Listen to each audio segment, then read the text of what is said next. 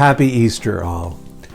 Wherever you find yourself this Easter and whenever you find yourself watching this, I trust you can take a moment and, despite the frustrations and the violence and the fear dominating so many people's lives, be mindful of the spirit of life at work in the world.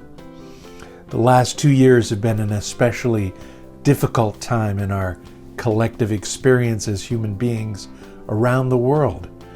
And despite the negative examples of many Christians, I think as followers of Jesus, we have something good to offer the world. And especially at Easter time, I think it's important to say it clearly and right up front.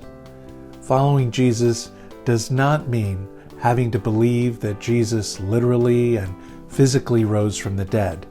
It's about living into the conviction that in Jesus we see someone who was so committed to making compassion, humility, justice, inclusion, and radical generosity real in the world that fear, threats, and not even death could silence his message. That's what Easter means for me. When you and I work to make Jesus' teachings come alive, right where we are, no matter the cost, we embody the Christ, here and now, very much alive. So, on the occasion of this celebration, may you sense the spirit of new life rising within you, stirring you to find every opportunity to practice resurrection and do your part to bring hope to a world that is longing for new life. Happy Easter. We're glad you're joining us.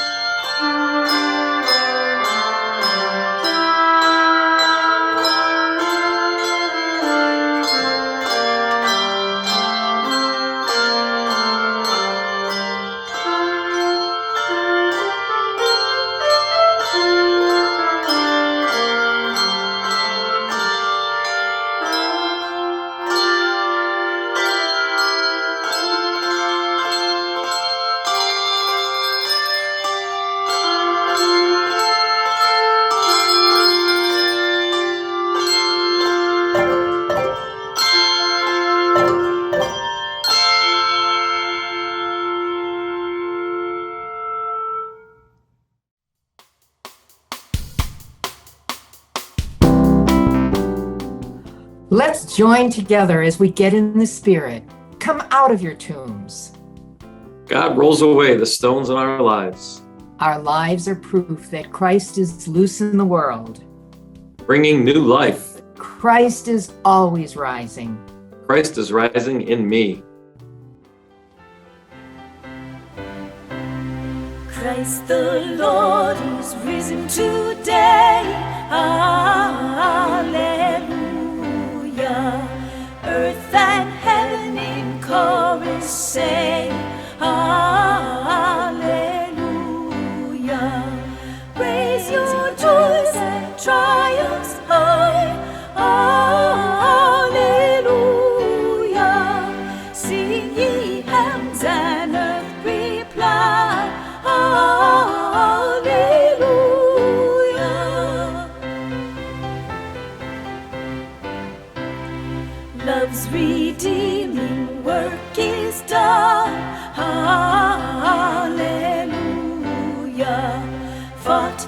fight the battle won. Hallelujah. Death in vain forbids him rise. Hallelujah. Christ has opened paradise. Hallelujah.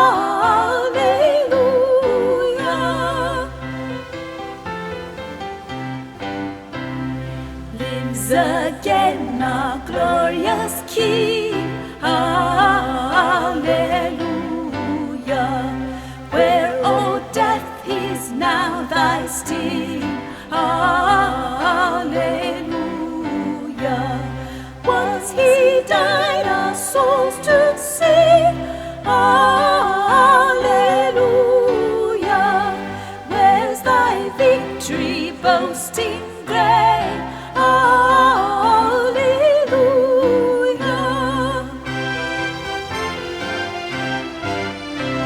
Soar we now where Christ has led.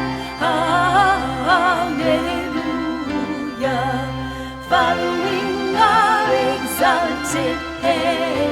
Hallelujah.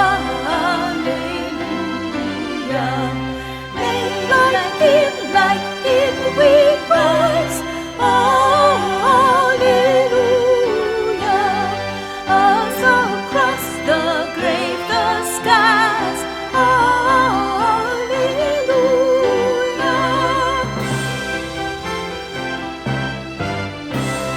Hail the Lord of earth and heaven. Hallelujah.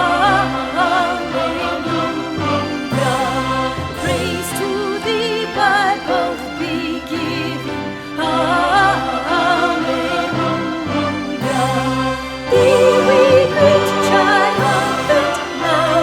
Hallelujah. Hail the resurrection now. Hallelujah.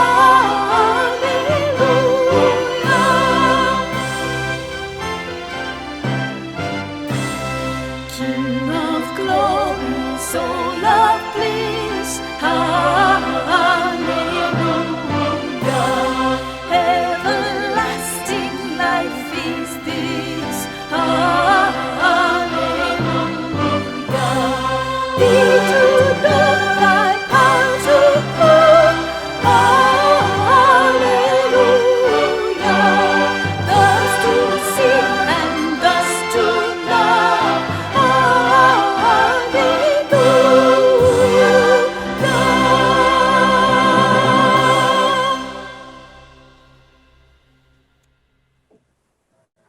Let's affirm the Fountain's mission statement together. As followers of Jesus, We put love first.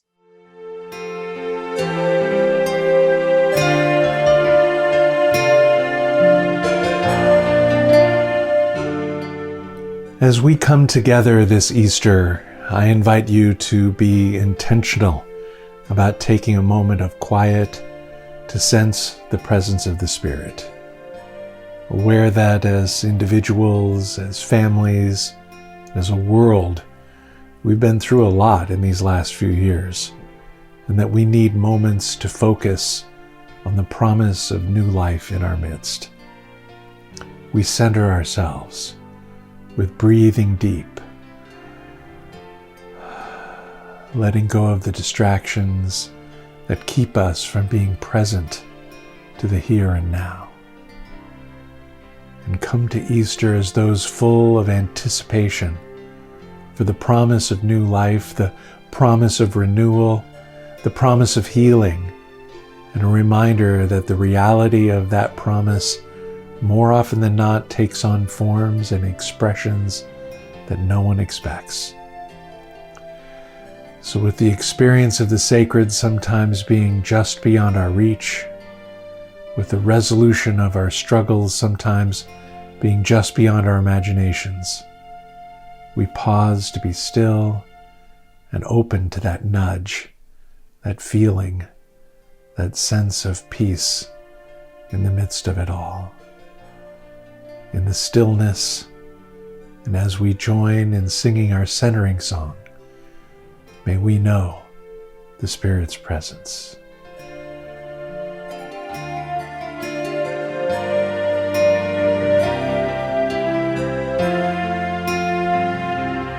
Where love and caring are, there is God. Where love and caring are, there is God. Where love and caring are, there is God. Where love and caring are, there is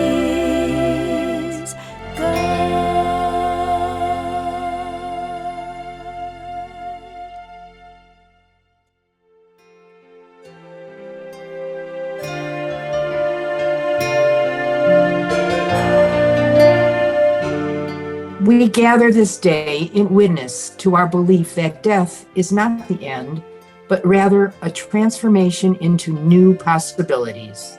Nothing that exists is ever completely destroyed.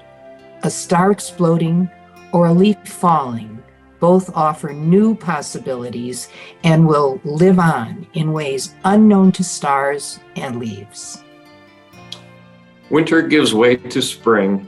What seems lifeless now abounds with life, new possibilities, and delights. We too experience new possibilities arising from our failures or disappointments, or what has come to an end. We give thanks for all the influences in our lives that have helped us see beyond the present and have called us to live in hope and trust whatever endings we have experienced. We give thanks for the spirit of new life, active in our lives as it was in the life of Jesus of Nazareth. This is our prayer.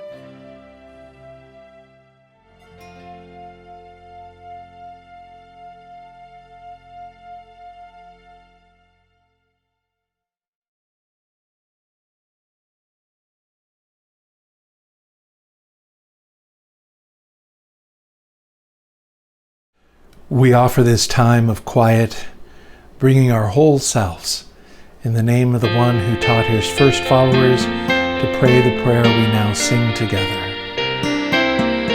Our Father who art in heaven, hallowed be thy name.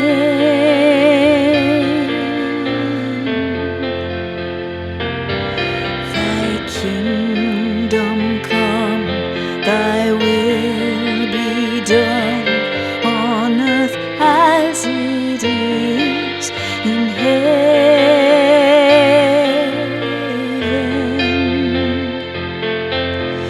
Give us this day our daily bread, and forgive us our trespasses as we forgive those who trespass against us.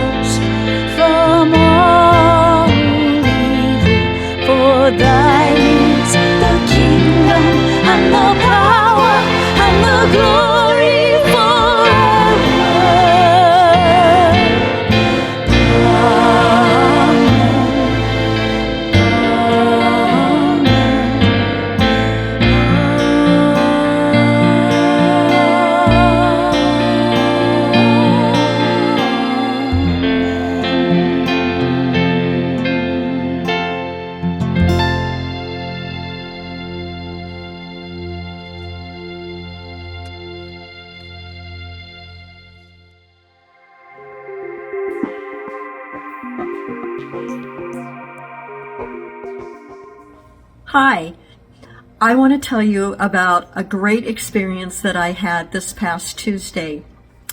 I got to go with Carrie Michelle down to the Welcome Center of the International Rescue Committee. People are brought to the International Rescue Committee Welcome Center by way of ICE, and that is the Immigration and Customs Enforcement Group. This Welcome Center welcomes people to the United States that are in the process of becoming a citizen. They are asylum seekers, they have their sponsors, and the Welcome Center is just a short-term emergency shelter until they can get to their new place. I met so many wonderful people excited about starting their new lives in America. So the Welcoming Center seeks to be a place where people can get a bite to eat, a shower, a change of clothes. Some stay overnight, but some leave immediately to go to their sponsor. And the Welcome Center also assists in those travel arrangements. I love what this group is doing, and I thought about my family who came from Portugal and from Germany and would have come through Ellis Island. And I wonder if they got a warm American welcome when they came through. I'm thankful that they came to this country, and now I would like to encourage you, and I plan to be a part of a weekly volunteer day at the Welcome Center. This is very similar to the IN project that the Felten supported several years ago with the asylum seekers coming up from Nogales, and they were dropped off at the IN project. So some duties include donations. They need bags and clothing. They serve a meal, so there's kitchen help and prep. There's a welcome center where you actually welcome the people as they come in and help them with their COVID shots, and everyone gets a mask and everyone is safe in this new environment. You'll be hearing more about the Welcome Center in the days to come, but I want to encourage you and to join me in this really amazing effort. You also get a chance to try out your Spanish. But if you don't speak Spanish, it's okay, because there was a lot of sign language and just smiles going on the day that I volunteered. If you have any questions, please let me know, and I will be happy to help answer them, and let's see what the Fountains can do with the Welcome Center. Thanks.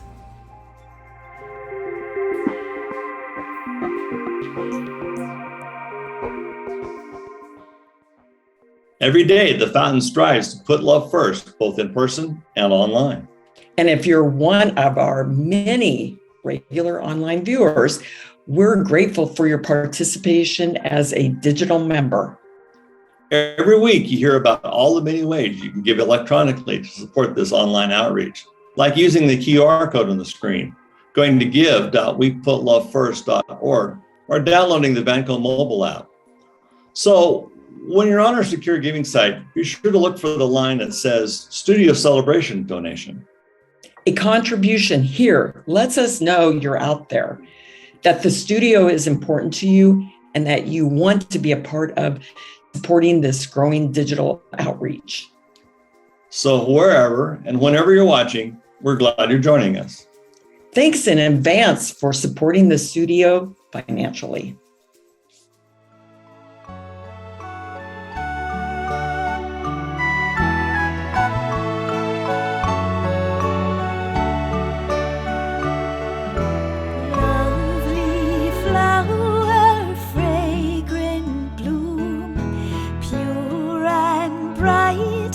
Sun at noon, bring forever peace,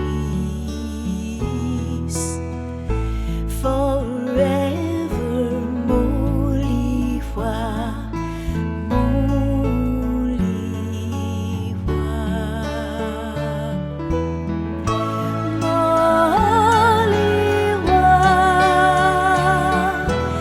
lovely flower fragrance.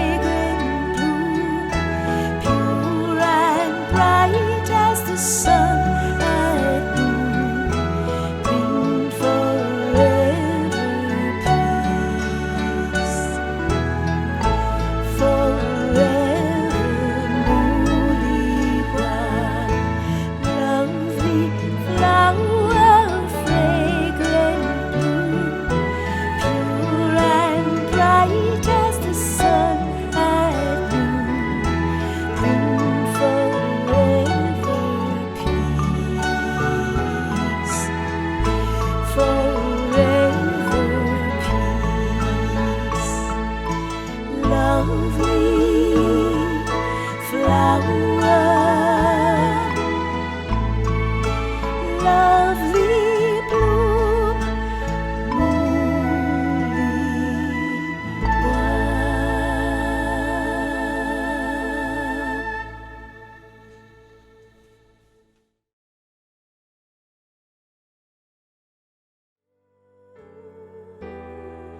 Give thanks with a grateful heart. Give thanks to the Holy One. Give thanks because God's given Jesus Christ the Son. And now let the weak say I am strong. Let the poor say I am rich because of what the Lord has done for us. Give thanks with a grateful heart. Give thanks to the Holy One. Give thanks because God's given Jesus Christ the Son. Give thanks.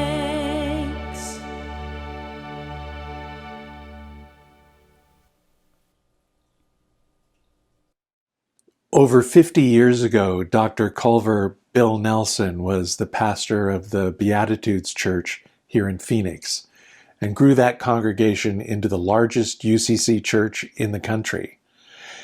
He was also a fellow of the original Jesus Seminar, and for almost 10 years edited their journal, The Fourth R.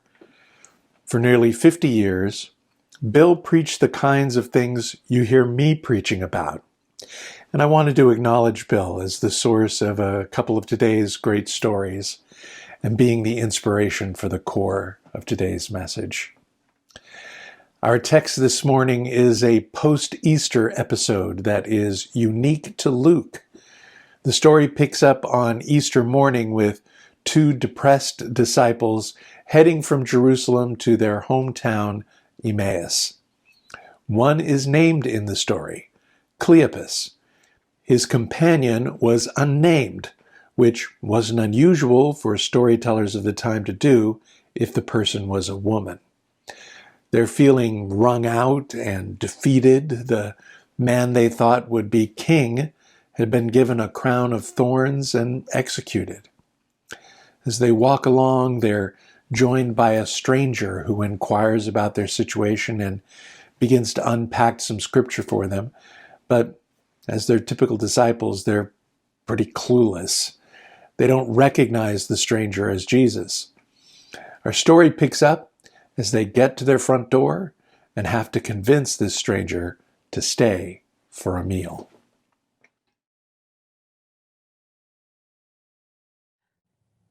Our words of wisdom are from Luke chapter 24, verses 28 through 32.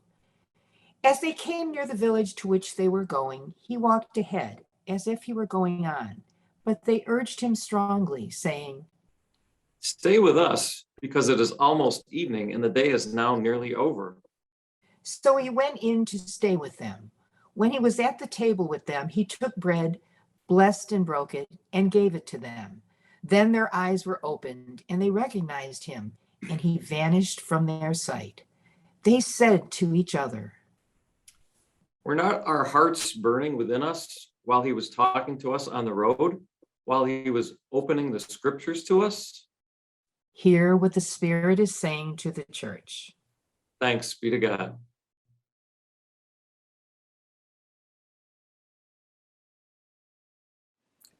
Easter always has me feeling a bit like Omar Bradley. In his memoir, he tells about a trip traveling on a commercial airline. The celebrated general was dressed in civilian clothes and eager to get a bit of work done on the flight. As fate would have it, an extroverted young army private was in the seat next to him. He turned to the general and said, "Well, it looks like we'll be traveling together for several hours and ought to get acquainted. I take it you're probably a banker." Chit-chat was the last thing the general wanted to deal with, and so he said, "No, I am Omar Bradley, a 5-star general in the United States Army and chairman of the Joint Chiefs of Staff in Washington, D.C." Unperturbed, the young man responded, "Wow, sir, that's an important job. I hope you don't blow it." Well, that's a bit how I feel about preaching on Easter. After all, the Easter story is a minefield of conflicting information and preconceived dogma that smarter pastors opt to not point out.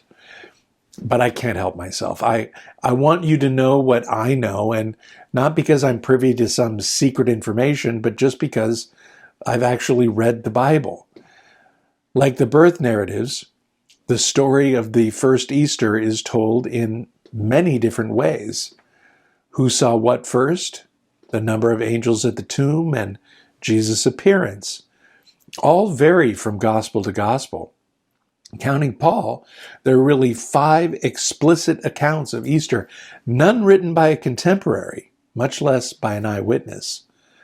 Paul's is the earliest account and is really just part of a creed he was taught, and not written down until 20 years after the event. The next account, Mark, comes over 40 years after Easter. Matthew wrote in the 80s. The Gospel of John most likely comes from the 90s, and a minority report is pushing for Luke, having been written in the 120s. Mark and Matthew both say that Jesus will appear to his followers back in Galilee. On the other hand, Luke insists that the disciples must not return to Galilee, but stay in Jerusalem to meet Jesus there. So which is it? Mark has 3 visitors to the tomb. Matthew has 2. John has only 1.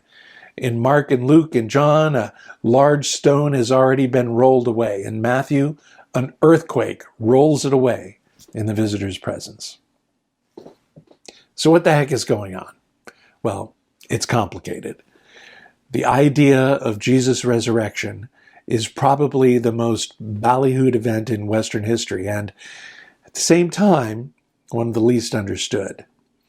Much of the confusion comes from generations of preachers counting on the fact that their constituents don't have a clue what's in the Bible. It empowers them then to not be honest about what's right on the page. So I encourage you to not be one of those people. Take some time to read the Easter accounts in each of the Gospels and soak up the richness of their stories. Don't be afraid to note discrepancies and ask the same questions of the text that you'd ask when you're reading any book. And hopefully, in the process, you'll get a feel for what each of the gospel writers was up to. But I'll give you a hint. What each of the gospel writers was doing was trying to illustrate something that can only be described as a new way of seeing. If you think the story is about some whiz-bang supernatural event that happened thousands of years ago that causes us to say, "Wow!" and then just go on about our business, you're missing the point. The Easter stories are meant to inspire us to a new way of seeing here and now, of a new way of interpreting things here and now, about a new way of making sense of the world. Look, we can never know exactly what happened on that first Easter, but in their own ways, each gospel writer showed Jesus' followers seeing the world in a new way. We're told in our text from this morning that the disciples who were walking and talking with Jesus himself didn't recognize him. They didn't see him.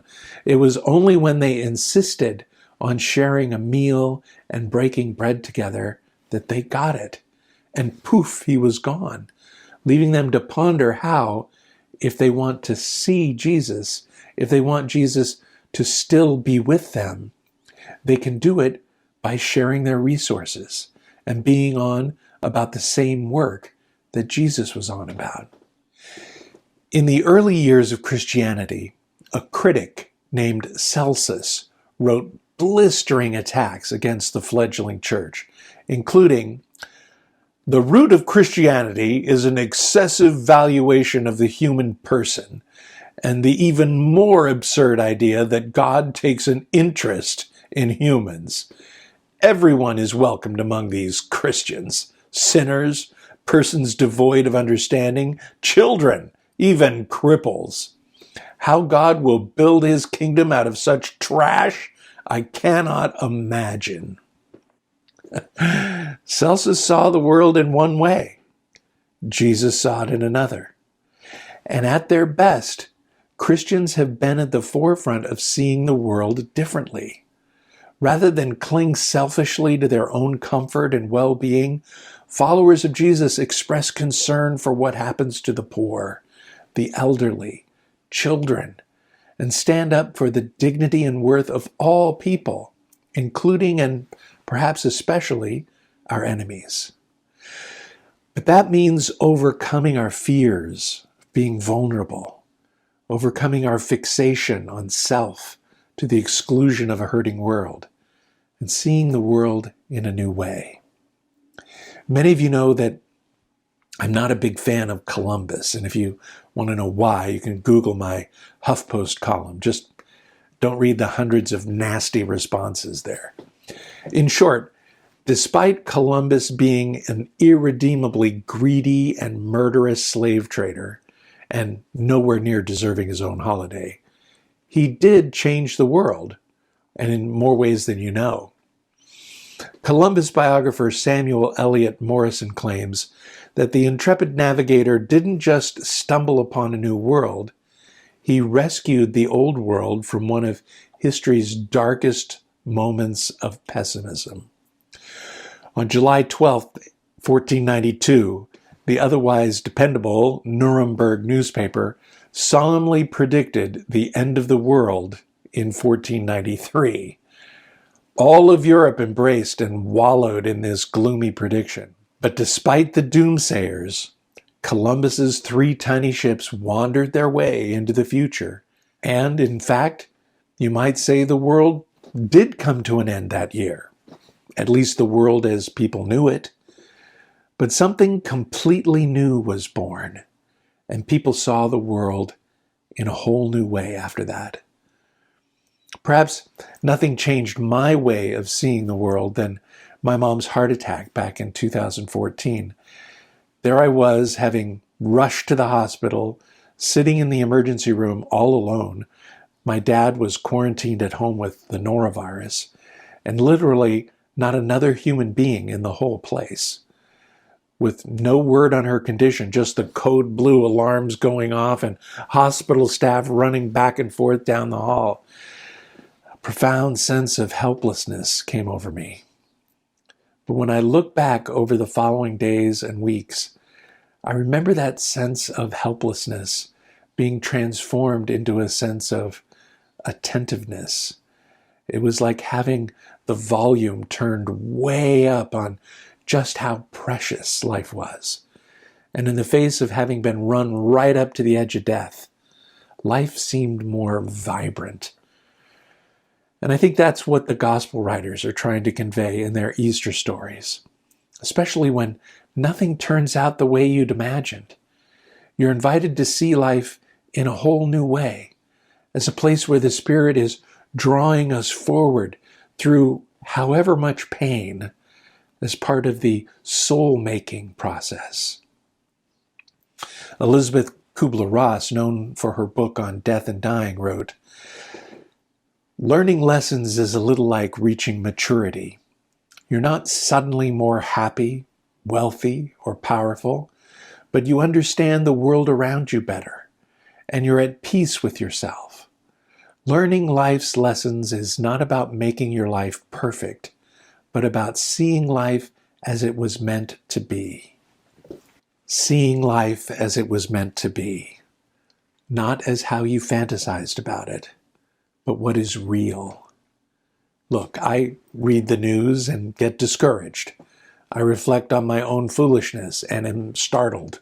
But rather than give up, Easter challenges me to see even defeat in a whole new way, to embrace the idea that following Jesus is about risk.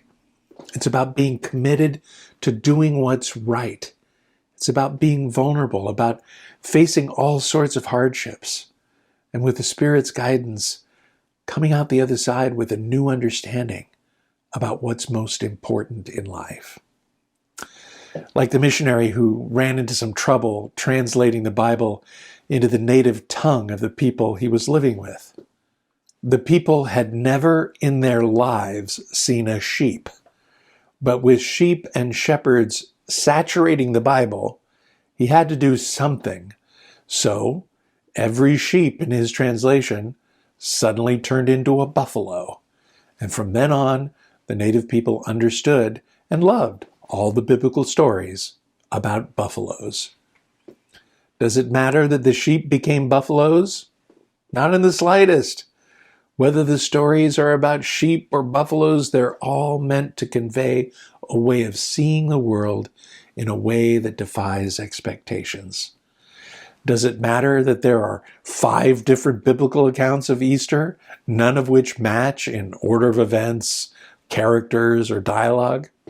Not in the slightest.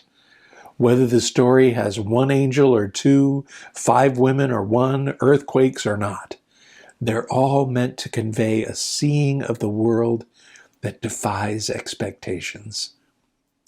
Whatever the first Christians experienced in those darkest of moments, with Jesus dead, his followers scattered, their cause betrayed, something happened that gave them a whole new way of seeing the world.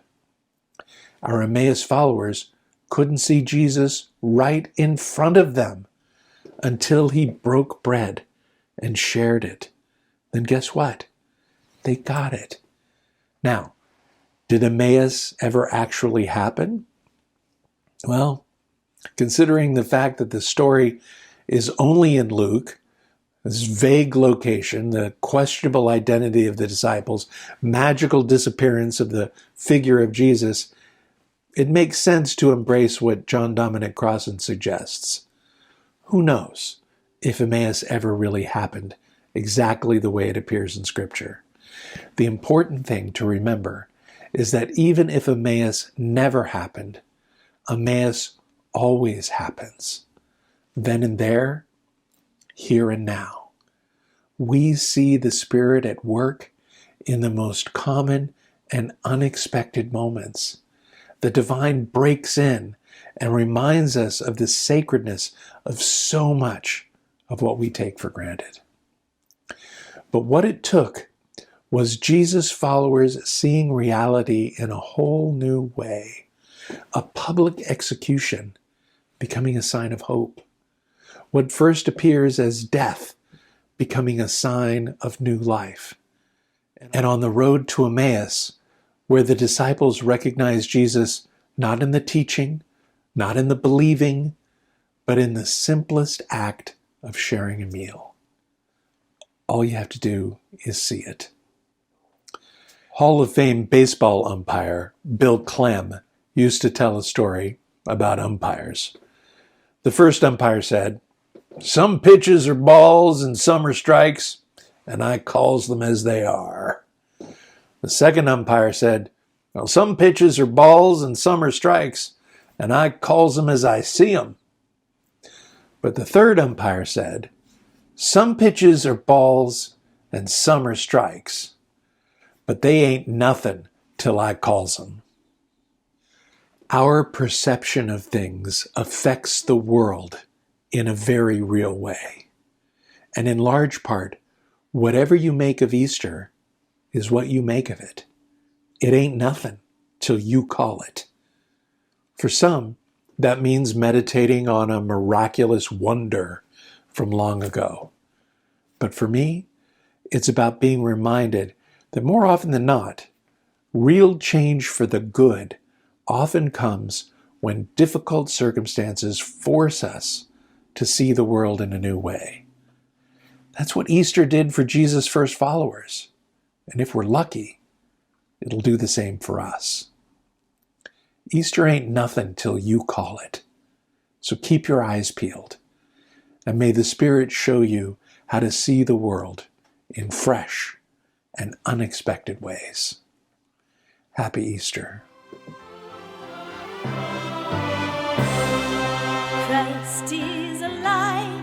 Let Christians see his cross stands empty to the sky. Let streets and homes with praises ring. His love in death shall never die.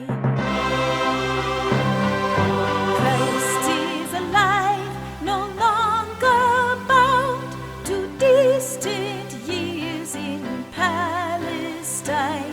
He comes to claim the here and now and dwell in every place and time. Not from the far, remotely high, untouched, unmoved by human pains, but daily in the midst of life, our Savior in the Godhead reigns.